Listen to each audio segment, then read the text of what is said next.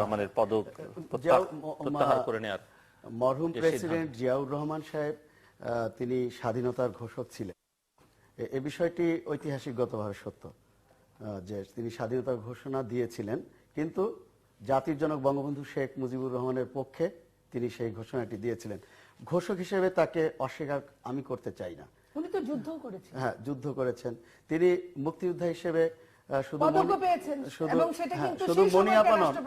মনিয়াপা নন, বিএনপির পক্ষ থেকে সকল বিএনপির নেতাকর্মী সবাই দাবি করেন যে মরহুম জিয়াউর রহমান সাহেব মুক্তিযোদ্ধা ছিলেন। তিনি একটি সেক্টর কমান্ডারও ছিলেন। হ্যাঁ, তারা দাবি করেন এবং জেড ফোর্সের সেক্টর কমান্ডার হিসেবে নেতৃত্ব দিয়েছেন। এই জায়গাগুলো কিন্তু গর্বের। এই জায়গায় কিন্তু কারো কোনো বিতর্ক থাকার কথা নয়। এবং ওই পুরস্কারটা কিন্তু বিএনপি সময় দেওয়া হয়েছে এবং সেদিন কিন্তু জিল্লু ভাই এটিকে মেনে নেওয়া যেরকম একটি গর্বের বিষয়, ঠিক একইভাবে আজকে 16 কোটি মানুষকেই এক বাক্যে মেনে নিতে হবে যে এই দেশের জাতির জনক হচ্ছেন বঙ্গবন্ধু শেখ মুজিবুর রহমান। সেই জায়গায়ও যদি কেউ অস্বীকার করে তাহলে সেটি অবশ্যই আমার মনে হয় যে ইতিহাসকে অস্বীকার করা।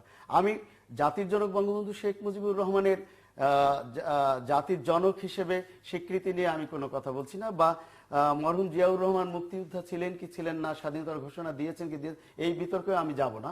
আমি শুধু মনিয়াপার প্রতি শ্রদ্ধা রেখে, জিয়াউর রহমান সাহেবের প্রতি শ্রদ্ধা রেখে আমি এই জায়গায় যেতে চাই যে অবশ্যই তিনি যদি মুক্তিযোদ্ধা হিসেবেই জাতির কাছে শ্রদ্ধাকে ধরে রাখতে চান, তখন এই বিষয়টি কোনোভাবেই আসতে পারেন না যে এই মুক্তিযোদ্ধা যখন সরকার প্রধান হিসেবে নেতৃত্বে ছিলেন বা বাংলাদেশকে শাসন করেছেন মরহুম জিয়াউর রহমান সাহেব রাষ্ট্রপতি হিসেবে, তখন তারই সরকারের আমলে কুখ্যাত রাজাকার হিসেবে চিহ্নিত শাহ আজিজুর রহমান প্রধানমন্ত্রীত্বের সুযোগ পেয়েছিলেন। তখন ওই মুক্তিযোদ্ধার প্রতি উনি নিজেকেই নিজে প্রশ্নবিদ্ধ করেছেন এবং ওই জায়গাটি জাতিকে সুযোগ করে দিয়েছে তার এই মুক্তিযোদ্ধার বিষয় নিয়ে প্রশ্ন তোলার বা তাকে প্রশ্নবিদ্ধ করেছে। আবার তার এরকম একজন মুক্তিযোদ্ধার স্ত্রী তিনিও যখন ক্ষমতায় এসে যুদ্ধ অপরাধী মাওলানা মতিউর রহমান নিজামী এবং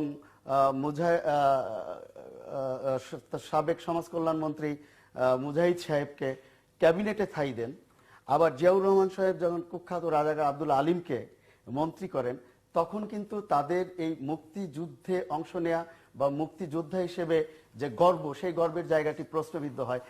আগে তিনি স্বাধীনতার ঘোষক ছিলেন, এটি যেরকম ঐতিহাসিকভাবে মেনে নিতে হবে যে বঙ্গবন্ধুর পক্ষে তিনি স্বাধীনতার ঘোষণা দিয়েছিলেন, ঠিক একইভাবে ঐতিহাসিকগতভাবেই তো তখন তারা বিতর্কিত হন, প্রশ্নবিদ্ধ হন।